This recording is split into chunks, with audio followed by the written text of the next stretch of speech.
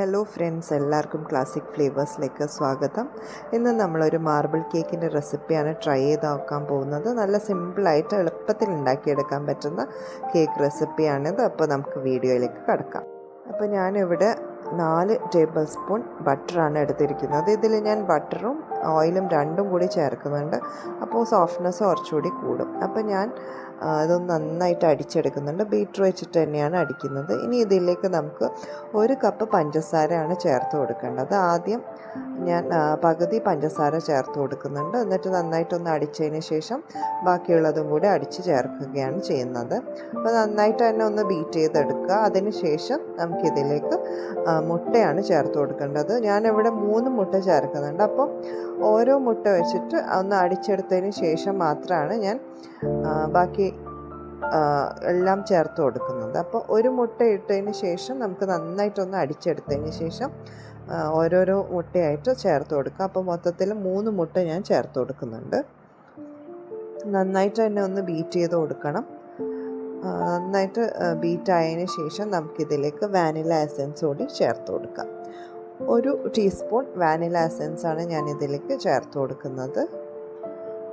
അതുകൂടി ഒന്ന് നന്നായിട്ട് അടിച്ചെടുത്തതിന് ശേഷം ഇതിലേക്ക് നമുക്ക് 1/4 കപ്പ് ഓയിൽ കൂടി ഒഴിച്ചിട്ട് ജസ്റ്റ് ഒന്ന് ബീറ്റ് ചെയ്തതിന് ശേഷം ഇതിലേക്ക് നമുക്ക് ഫ്ലോർ മിക്സ് ചേർത്ത് കൊടുക്കാം. ആദ്യം തന്നെ ഞാൻ ഒന്ന് മിക്സ് ചെയ്ത് വെച്ച ഫ്ലോർ മിക്സാണിത്. ഇതിലേക്ക് ഞാൻ 1 കപ്പ് മൈദ, 1 teaspoon baking powder, 1/4 teaspoon baking soda, 1 pinch ഉപ്പ്, ഇതൊക്കെയാണ് ചേർത്തത്. എന്നിട്ട് അതാണ് ഒന്ന് അരിച്ചിട്ട് നമ്മുടെ ഈ ഒരു മുട്ടയുടെ മിക്സിലേക്ക് ചേർത്ത് കൊടുക്കും.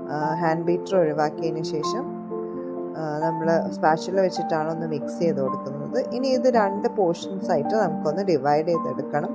അപ്പോൾ ഇതിലേക്ക് മിക്സ് ചെയ്യാൻ വേണ്ടിയിട്ട് ഞാൻ 1 ടീസ്പൂൺ കോഫി പൗഡറും 1 ടേബിൾ സ്പൂൺ കൊക്കോ പൗഡറും നല്ല ചൂടുവെള്ളത്തിൽ 1 ടേബിൾ സ്പൂണോളം ചൂടുവെള്ളം ഒഴിച്ചിട്ട് നല്ല തിളച്ച വെള്ളമാണ് ഒഴിക്കുന്നത്.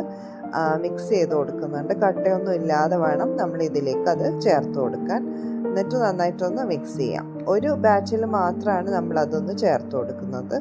ഇനി നമുക്കൊരു ബേക്കിംഗ് പാൻ എടുത്തിട്ട് അതിലേക്ക് നമ്മൾ മിക്സ് കുറേശ്ശെയായിട്ട് രണ്ടും ഓൾട്ടർനേറ്റീവ് ആയിട്ട് വേണം ചേർത്ത് കൊടുക്കുക. എന്നാൽ മാത്രമേ നമുക്ക് ആ ഒരു മാർബിൾ ടെക്സ്ചർ കിട്ടുള്ളൂ.